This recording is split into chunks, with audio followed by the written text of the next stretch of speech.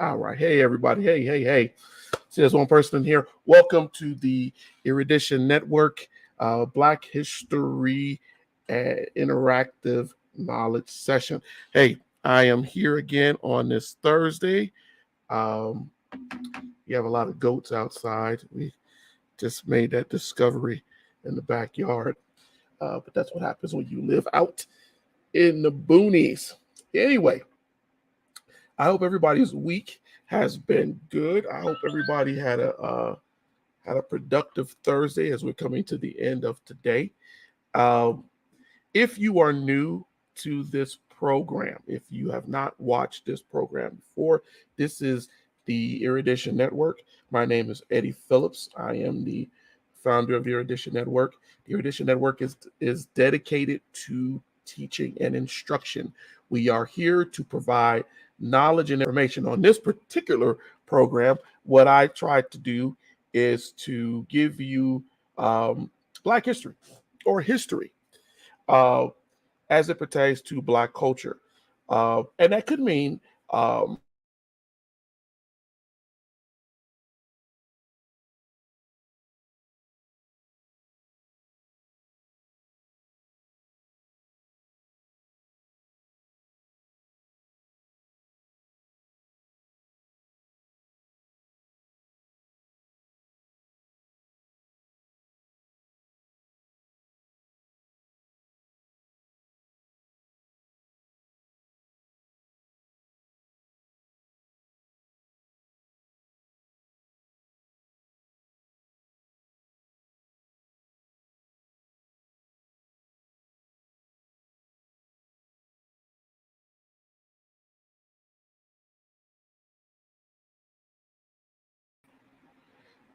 I'm back. That was strange. Somehow I got kicked out of my own broadcaster for a moment. Everything went black. I was saying before we got kicked, that we are here to provide Black history and knowledge um, to the populi, right? I apologize to all of you all. I don't know what just happened right there. The good thing is, I think that I now understand more after having done this program for over a year. I understand now more why we get technical difficulties and issues and things that pop up. It's pretty crazy, but that's the first time that has ever happened where I actually got kicked out of the broadcast, right? Kicked out, but not necessarily gone.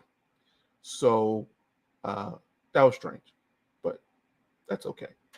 All right. Well, tonight, as I was telling you, we're dedicated to trying to provide you knowledge and history as it pertains to Black culture. That could mean here, Africa, all over the world, Black diaspora, and how that happens. We are also an interactive session, and that I try very hard to come on here and give the room for you all, rather it be chat. I tell people before the broadcast to message me if they want to be part of a live audience and actually be on with me to ask a question. As long as there is no pornography, no cursing, and whatever, we're okay with that, because we want young people to be able to partake in these sessions. And so I don't want to put too many things on here that are beyond or inappropriate for younger viewers, right? So getting to it. What I wanted to talk about tonight in the hour that I'm on, we're 6 minutes into that, is math. Here's the thing. I don't like math. I really don't. I never have. I'm not a big fan. Some of you out there who watch the program, maybe you are huge math nerds and you enjoy it. I don't. Not saying I can't do math or highly advanced math. It's the fact that it brings no real joy to me, right? I think I'm on the other, if there's a spectrum of it, I'm on the other spectrum, on the reading, whatever. I read all the time. I learn all the time. But math in itself is not something that I quite enjoy. But having said that, I came across a story last week when I was watching the governor of Florida, DeSantis, who had gone about and they banned cultural differences in math books. I also saw that he had a breaking story where he banned from the United Museum of Jewish Heritage, a head of speaking, right? He was banned. They didn't want him there, right? Because he has pushed this idea of woke math.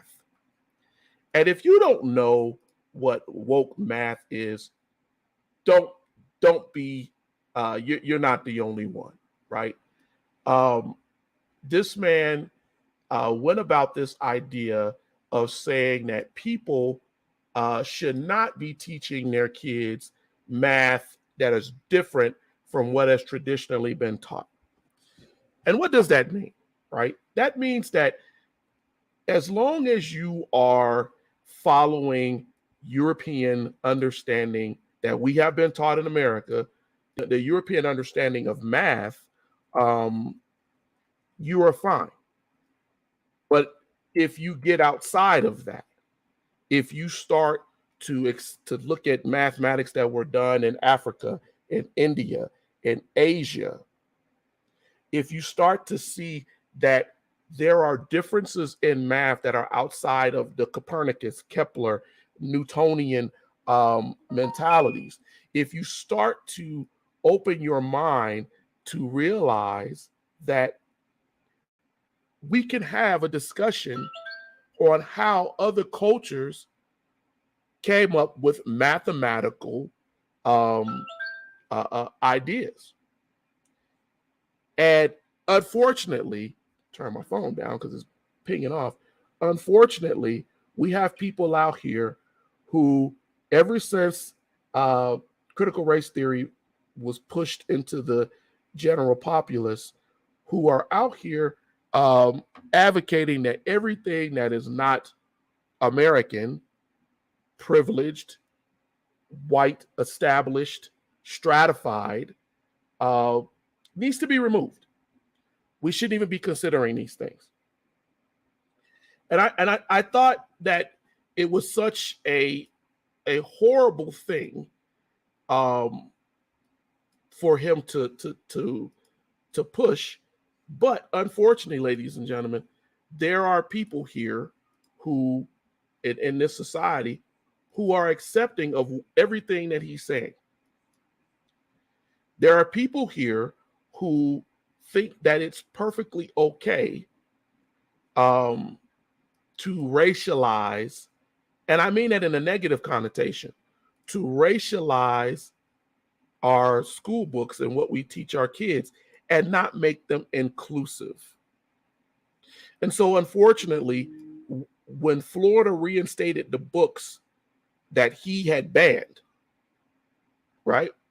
And I don't think they reinstated all of them. I think they only reinstated maybe like a couple of them. I think they banned 54 of them, and once they removed things out of the books,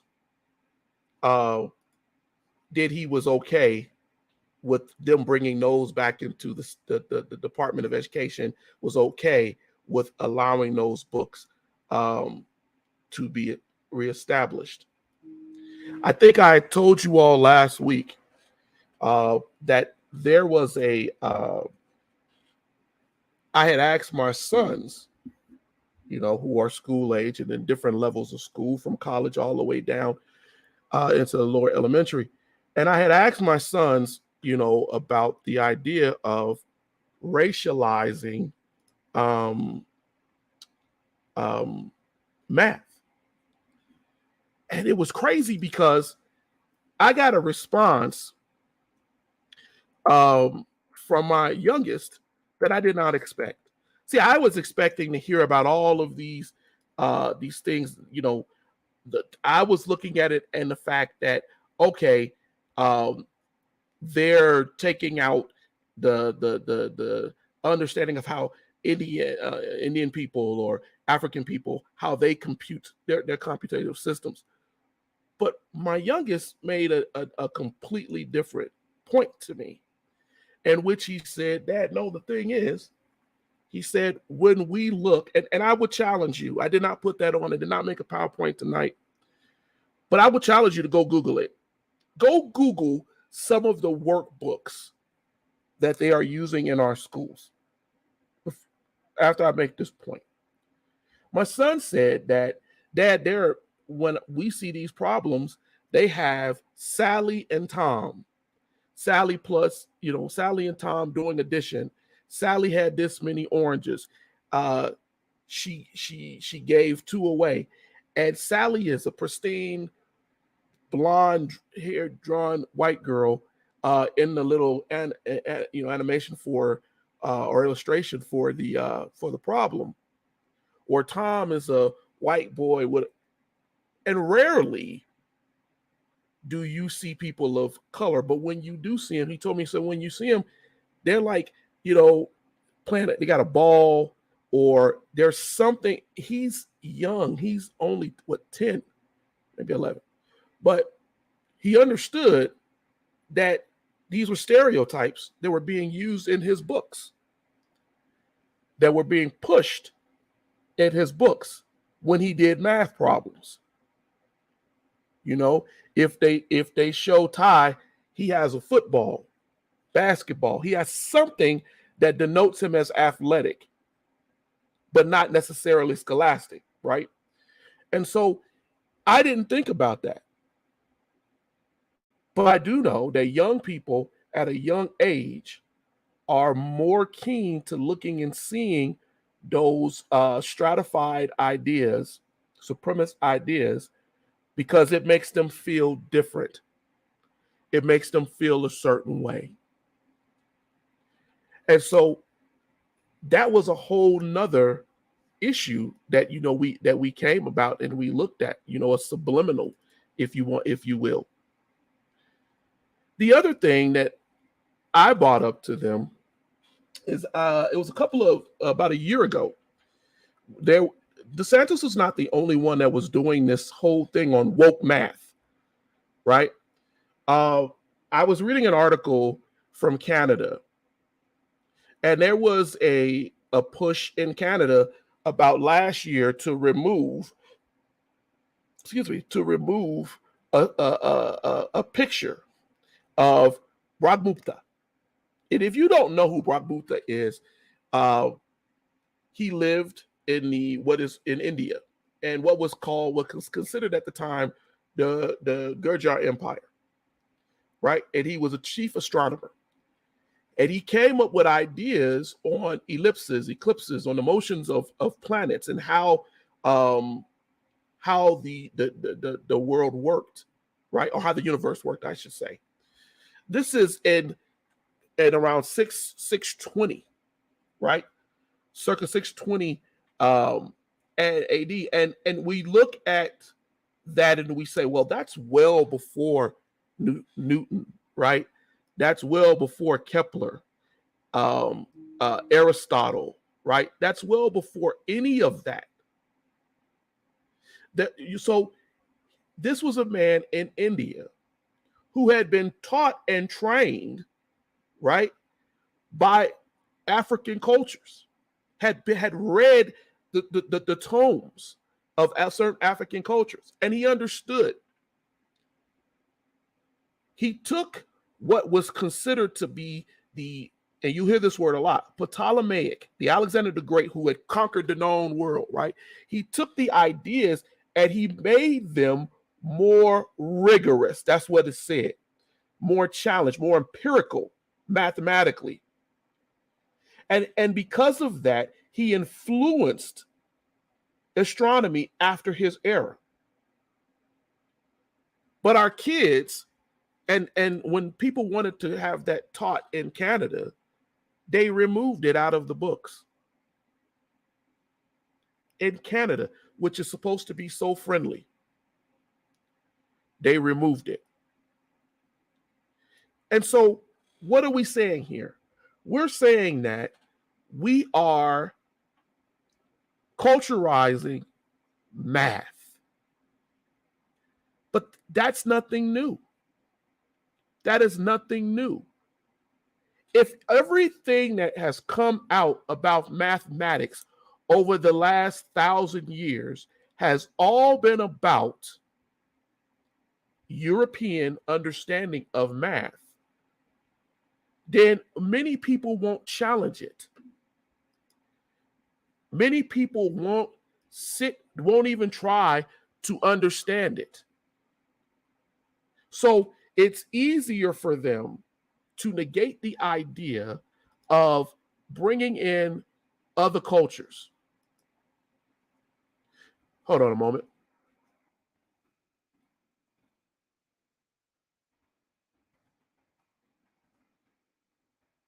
I have to respond.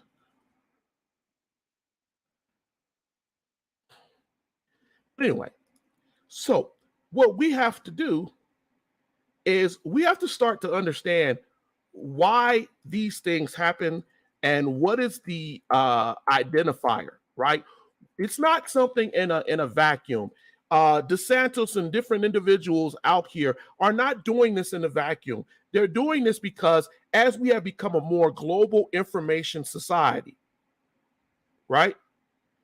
We are starting to understand that, in fact, right, we're being denied truths, facts, things that have been hidden from us, right, for centuries, if not thousands of years.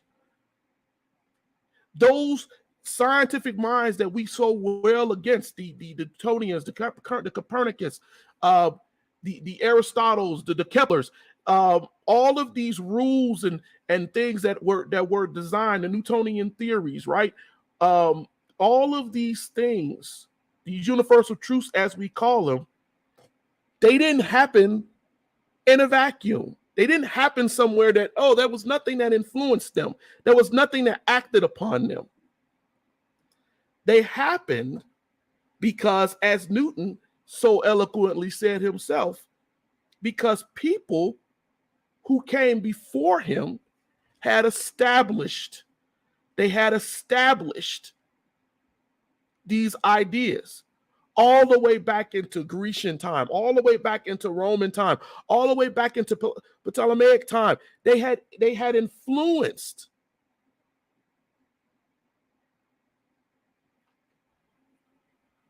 but we think that the attack on removing woke out of the books,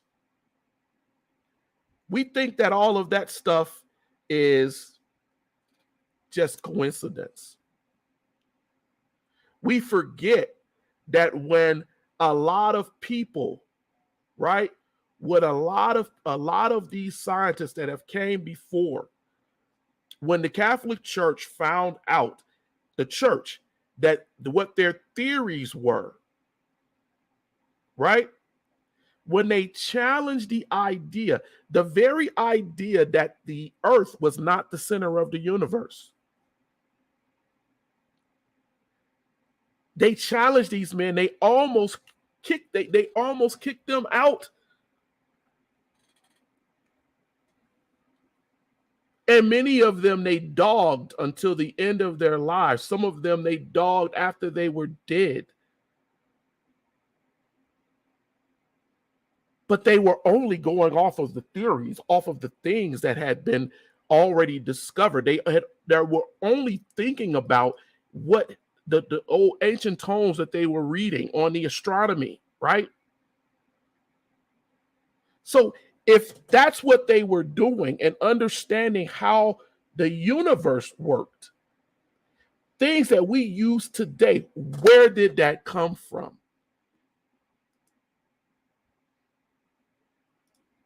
Teddy, you just reminded me of the movie The Man Who Knew Infinity. They never taught us about him at school, and I would encourage everyone to watch the movie.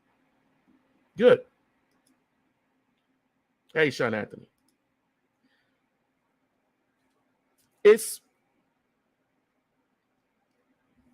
I'm going to tell you that this is a conversation you need to be having with your family. Those are my two sons who are on here tonight. You need to be having this conversation with your families. I didn't say you had to be the greatest mathematician in the world. I didn't say that. But I do believe that if there is value in math, our children who are more structured to do math will find more enjoyment in it.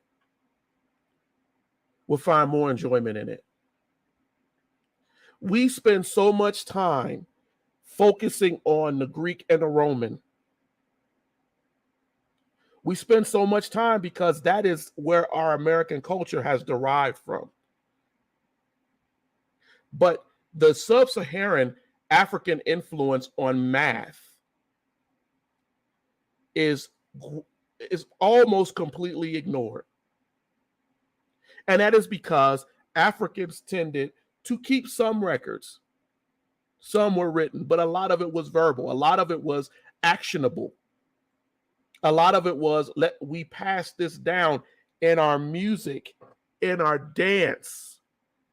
I posted a video earlier today on Erudition showing you the mathematics of African dance. Showing you how the mathematics of that, the modulation of what was being put into the dance, influenced not only music all over the world. And I went and in my description at the beginning of it, I told people in my description when I posted that video, I talked about how African music is the harbinger. I could not choose a better word, of great things.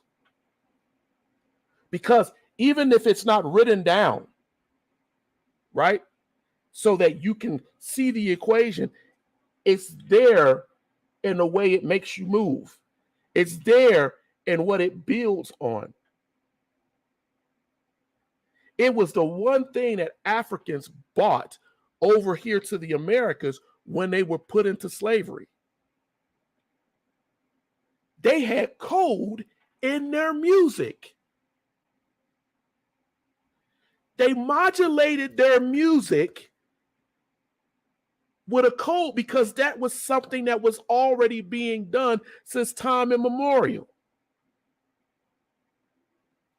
It also allowed them to endure hardships. They could focus on that music. There was power in that music. God-given music, as some of the slaves wrote. That was their channeling to God to get through. African music was transformed into gospel, into blues. It is the bedrock of the Black church. It's a call to God in a way that no other culture had done in that way. You can go over to Arab countries and you can still hear the call to prayer. You can go to Morocco, Libya, all over the Middle East. There's something in that music, right? Something in that intonement. And it all derives from a history that we ignore. Here in America, African music inspired blues, gospel, jazz, R&B, rock and roll. The intricate playing of your guitar, of your piano, of any instrument. They did things with the instruments that had not been done in European society before. And folks could not get rid of with the effect that music had on them. That's not without reason. It is truthful that I speak about math tonight, but African music changed the world. It was a soundtrack of this world. Every intonation, everything you hear, it has some root in it. It has some root in it. And that right there, that should tell you something. But a lot of us don't know. We don't know. You look back at Mozart, and Mozart, I heard the Pastor Razor talking about it, right? On a show not too long ago. How Javier de St. George's or Joseph right, inspired Mozart. They call him the Black Mozart in history. I don't call him that. But he inspired Mozart. He was an inspiration for Mozart, who is considered a musical genius to this day. But yet, many of us do not understand the intonations. We do not understand. If you don't understand what modulation means, let me tell you what modulation is. I used to explain this to my guys in the Navy. You take a sound. Remember back in the day, I tell people this is the best way to break it down for you older folks. Back in the day, television used to go off the air. Just go off the air, right? And if you turned on the channel and the television and the station was down, you'd see some blue, greenish, whatever boxes, and you hear ee, and that would be what you heard.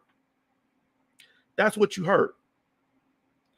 So that is, hold on, wasn't songs used as codes during the time of slaves escaping the planets in the underworld? Exactly. They did, Regina, that's a good point. And they did use music. They still use music because they had been taught that's cultural. Tribes use music. If you go back and you look at Shaka Zulu, right? And before Shaka bought what is considered to be modern warfare, they would dance. It was a tribal thing. It's funny because when the movie came out, they kind of tried to talk about that. And Shaka was like, no, this is war. But he also understood the method of the dance. The dance was a way to modulate something. But let me get back to modulation for you out who don't know. So I talked about television, but that's anything. You take a wave, carrier wave, something that is just playing, and you add something to it. The information on top of it is the modulation. You're modulating, right? Something to be able to pass a message. And you can stagger that message, right? So maybe I don't want the message is too obvious. So if I'm going tap, tap, tap, tap, tap, tap, and they go, oh man, that's we know we can understand that message. But what if I went tap, tap, tap, tap, tap, tap, kick, turn, jump, jump. Or if I hit a drum, ting, ting, ting, ting, ting, ting, ting, right? I'm sending you a message in that music. Our math, African math is based largely how it has been passed down on sound, music, the intonation, the way I sing a song. If I say river, right, at a certain way, the slave owner don't know that what I'm saying is tonight we going down to the river to talk about how we escaping. Or we're going down the river because we're going to have a slave marriage. The modulation of what was done. And we don't seem to really get how important sub-Saharan African mathematics plays into our music. I challenge you to go and look at the video I placed on Erudition today. Because Europeans have told us that we were captured and our ideas were stripped away from us. But we know that things were saved in dance. Capoeira is a Brazilian, they always try to tell you, but it's an African dance. That when they brought the slaves down to South America, it was their way of dancing and fighting, but it also communicated. It communicated a way of defense that has still lasted the test of time to look like a dance. Math is the same way. I invited an educator. I wanted an educator to come on here tonight, a mathematician. And again, as often happens with Erudition, they basically flaked out on me. And it's unfortunate, but that does not stop me from what I'm doing. We know that Egyptians have hieroglyphs, which are pictures that emulated the sounds that they would make to formulate speech. It's a good point, Teddy. And rhythm is a form of language, and we still use it today. It's called Morse code. Morse code is a great example of something, right? Do you understand that without those early steps in math, because we spend so much talking about, and I keep saying these folks' names, but we spend so much time talking about white mathematicians, we lose out on the idea of the mathematicians that we have had. We talk about the hidden figures, the women who helped us to get off this planet to the moon. But we don't talk about Benjamin Banneker, right? Who created an almanac before Benjamin Franklin that was still used well after Franklin. We don't talk about Benjamin Banneker, who helped to redesign what we see as Washington, D.C. right now. We don't talk about how Benjamin Banneker's almanac was so well done because he had took into the idea of the forecast of lunar and solar activity. Because he had the curiosity of mathematics that was in him. We don't talk about him. We don't talk about Dudley, Weldon, Woodward. Most of you all don't even know who Dudley, Weldon, Woodward is. But he's considered one of the greatest black mathematicians of all time. But many people don't know who he is. His calculations were used all over the world. And he graduated from Howard University. But we don't talk about these folks because they're not important to us as an American culture. We don't talk about the fact that she what's her name? Dr. Gladys West, whose calculations and technology were instrumental in what you use every day with your GPS system.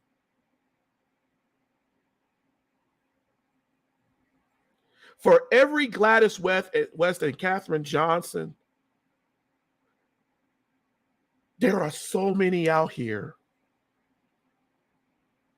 who are advancing math.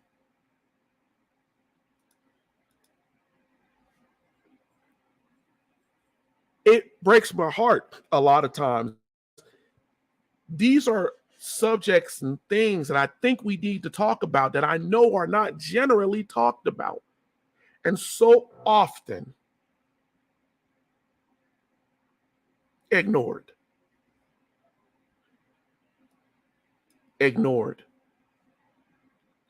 We spend so much time validating, in my opinion, what is wrong in our culture. Looking at the things and advancing those things that are wrong in our culture. We don't talk about the Egyptians who were plotting the stars well before any European ever came to Egypt, building the pyramids. We don't talk about the advances that went into all throughout sub-Saharan Africa that still affect us today.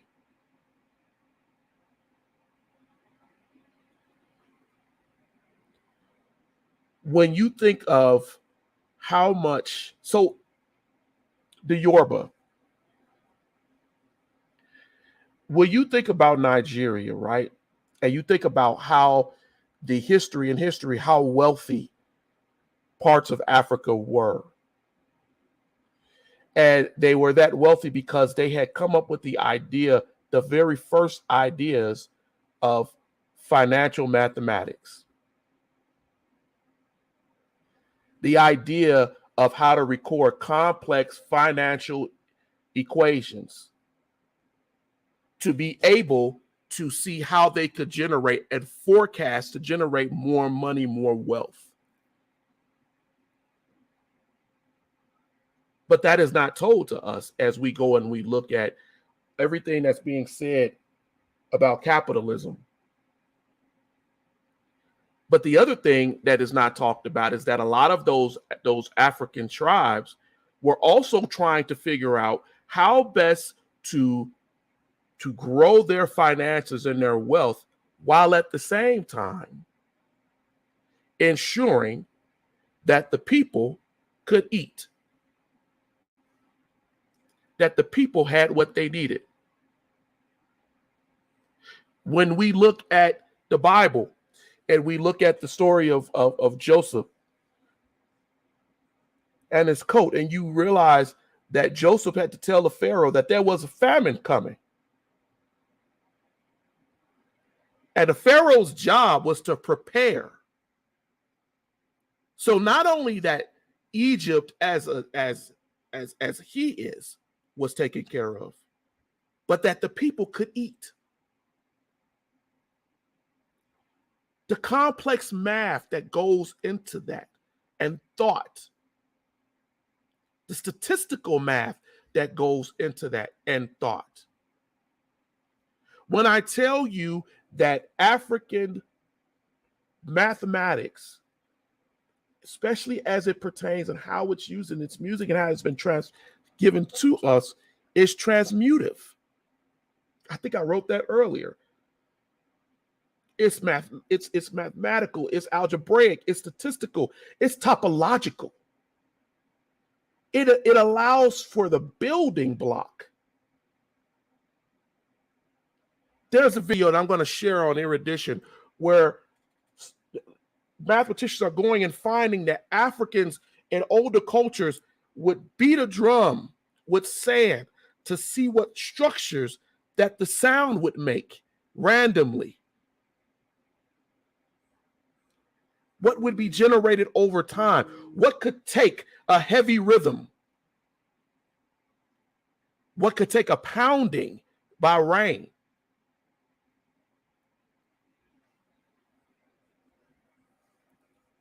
It is not just theory. But when we tell folks that they want to strip it out of our society, we don't seem to understand why. Why would Governor DeSantis, why would folks in Canada, why would folks in England, why would folks in Norway, why would people want cultural understanding of math taken out of course books? Why would they go so far as to make an entire campaign to fight against it? Strip 59 books out of the school system.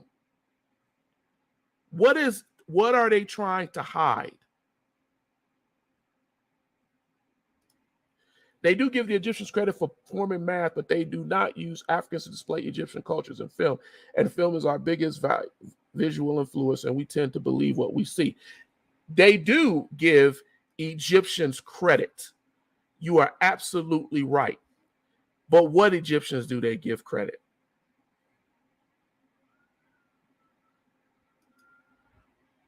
That is very important to understand, because if you understand that they only give credit, I'm not making this up, to Egypt post Ptolemaic influence. That's what they do. And if you don't understand who Claudius Ptolemy is, he was a mathematician. He was an astronomer. He was a geographer. He was a music theorist. Key here, listen to that, right? And he wrote all of these scientific ideals.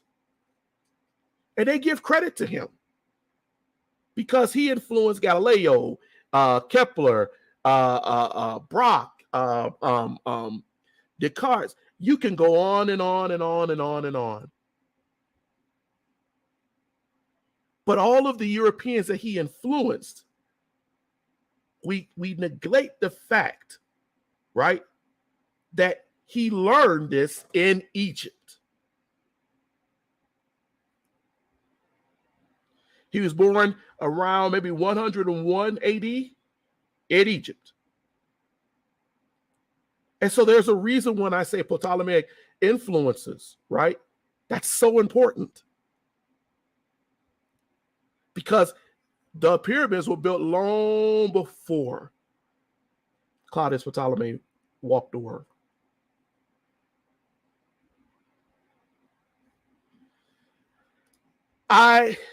Virginia, I'm sorry. Bravo to her, because I'm amazed how GPS directs me around slow traffic, construction, accidents, and put me on a fast route. It amazes me. But a lot of what we do is ignored. It is very hard to teach outside of a conditioning. I find it even hard with people that I know.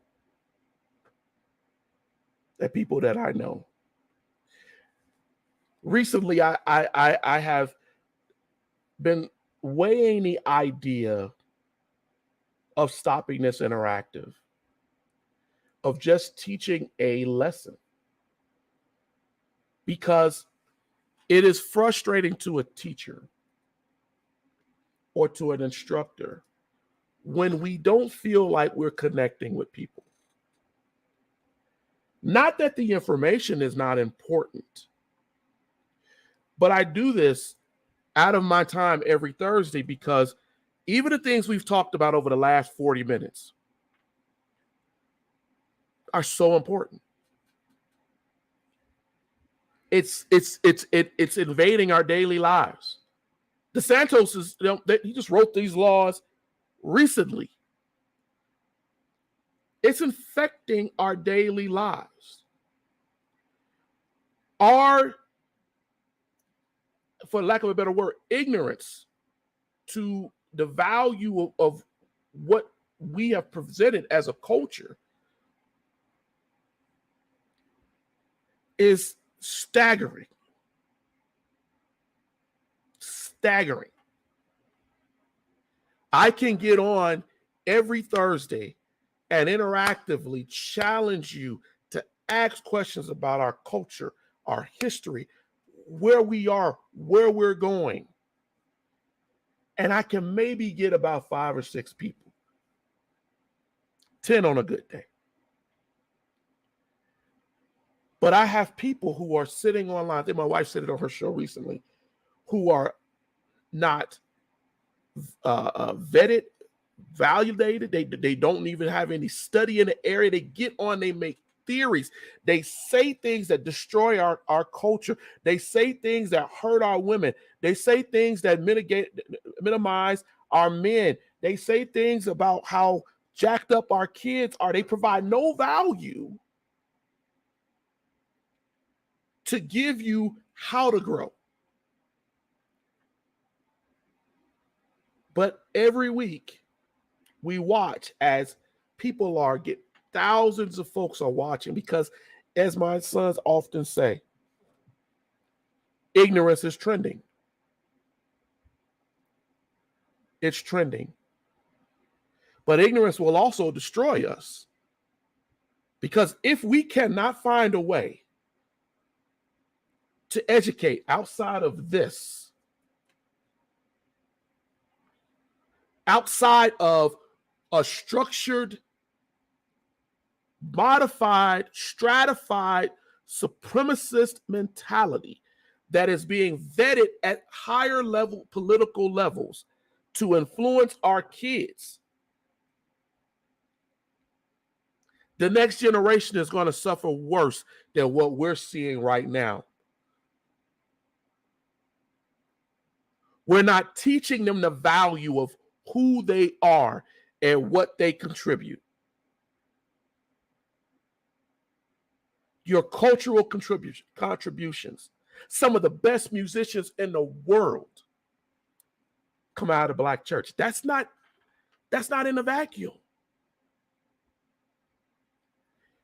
They can play the organ. They can play them keys. They can do things that folks will say, it's amazing. Ray Charles, Stevie Wonder could do it without even sight. You can't even name how many blind blues players that were loved in the early 1900s.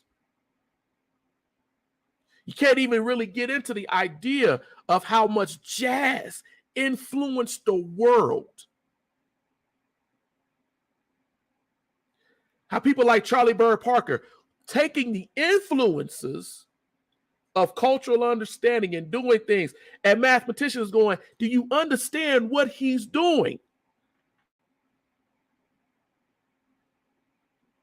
But yet, when we sit here and we try to talk about who we are, what we could do, Malcolm X in his autobiography says some of the most brilliant minds on the planet were stifled in the ghetto because lack of ability to move beyond the ghetto. They ran numbers. They ran liquor. They used that mathematical intelligence.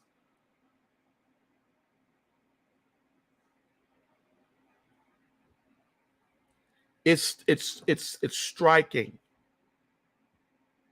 It's striking, and it blows my mind because I don't think that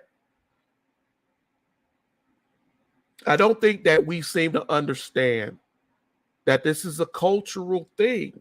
It's not new.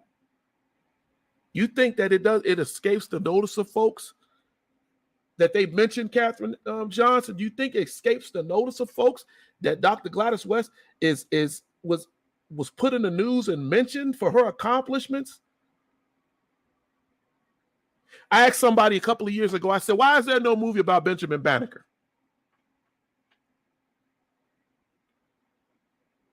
And the man was like, what did he do?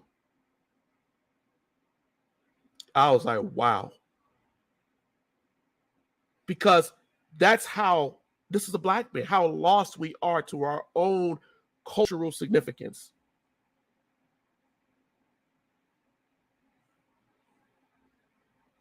I remember when I was in school, I think I was in 7th grade, and my teacher, Miss Gibson, she brought up a woman called, and I'm going to massacre her name, Euphemia Hayes.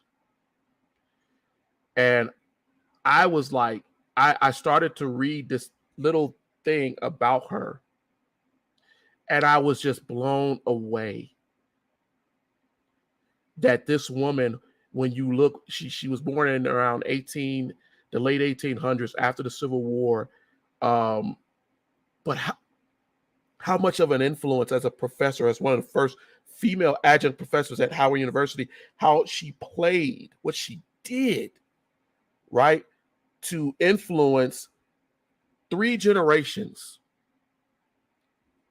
of Black educators. And as I look back over my life, like I do sometimes, I was just blown away at how many geniuses we've had that we don't know anything about. And she stays in my mind as I've gotten older as another example, because she helped to structure the education system for this country and how it's taught, how it was being taught to African Americans. But she died in 1980, basically unknown. She lived almost to be, she's 90 years old, to be 100, and most of us don't even know who she is.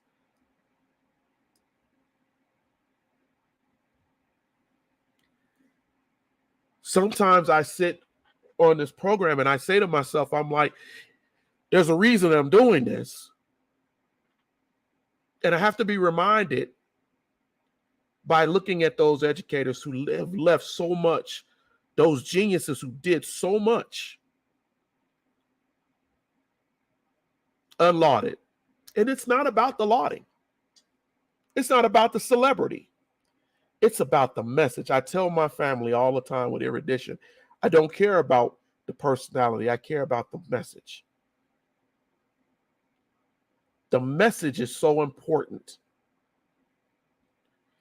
This is why I fight with the idea of stopping this broadcast as it stands right now,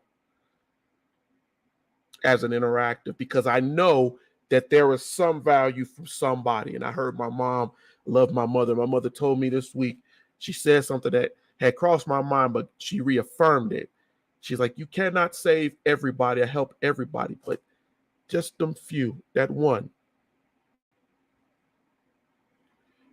It's important. It's a work. And if this is what God has gotten you here to do, then you must continue that work. I'm saying that to you because that's what I have to say to myself. I want you, those who watch the replay of this, those who are here tonight live, share the broadcast. If you feel that there is something that should be covered that hasn't been covered, if you feel that maybe we should do something different in our timing, how we do it, all suggestions are welcome. But I want you to be interactive, and I want you to think about the things that we talked about tonight. I didn't want to get into the math or the complex theory. That wasn't the purpose. My purpose to you tonight, and what I'm going to post on our page and what I have posted already, is to get you to start thinking differently about why people are trying to culturalize racially culturalized math to expose you to a different way of seeing something. And if I can do that, then that's the first step to you recognizing the value. My son said it on here earlier. The ancient Egyptians, and I have to make a very good point of that. The ancient Egyptians, before European culturalism, they were doing amazing things, and they were sharing that knowledge. The Nubians were doing amazing things and sharing that knowledge. What you see in Africa is known as the Ethiopian. They were sharing that knowledge. I speak of the African Phoenicians who traveled around and passed that knowledge to other people, the Phoenicians who helped to create the first alphabet.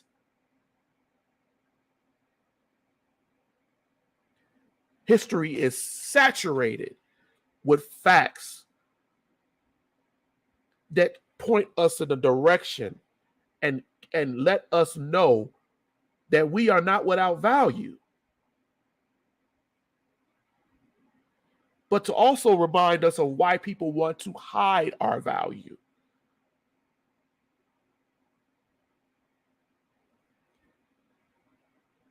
I want us to learn. I want us to be better. I want us to be stronger. I want us to be able to share knowledge like this because it's so important. And we need to start talking about all of these amazing things. We need to talk about where our mathematical understanding in this world comes from. You know, I'm going to close with this. I was reading something a couple of months ago about Mansa Musa, right? Who was recognized as the richest man in the world. And Europeans were blown away by the amount of gold that he had, right? Because he used his gold. This is historic. Mansa Musa used his gold to establish education. Yes. He built one of the first major universities. He used his gold reserves to bring in the best minds from all over the known world. But we don't talk about it. We don't talk about Mali. We don't talk about Timbuktu, other than putting in a song. We don't understand how much was put into the efforts to educate. And because we don't accept that, because we don't know that, because that history is clouded, the only thing that Mansa Musa has ever remembered about is, oh, he was very rich. He's probably the richest man in the history of the world. But he understood that value, money, gold, is nothing compared to knowledge. And I want you to think about that tonight as I close out on this session. And I ask you again, if you found value in what we talked about tonight, please share. Please share. Encourage people to share. I want us to grow. I want us to do better. And I want us to help you so that you can take this knowledge and help someone else. And we can grow as a culture. With that being said, I thank you for your time tonight. I thank you for I thank you, Regina, for being with us. I thank you to my sons who came on tonight to give some really great responses. And I really do appreciate it. I think your responses were very important. And this is the thing, ladies and gentlemen, I don't go over my lessons with my sons or my wife. They chime in as they fit, as they see it, because I don't want them programmed. They don't know. And so all of these things they say is not influenced in any way. It's them. And that just makes me happy because that lets me understand growth in my own children. But as I said, thank you. I will see you all hopefully next week. We will see how that goes, whether it will be a lesson or an interactive. But I thank you for your time. And I, again, hope to see you later. Have a good one.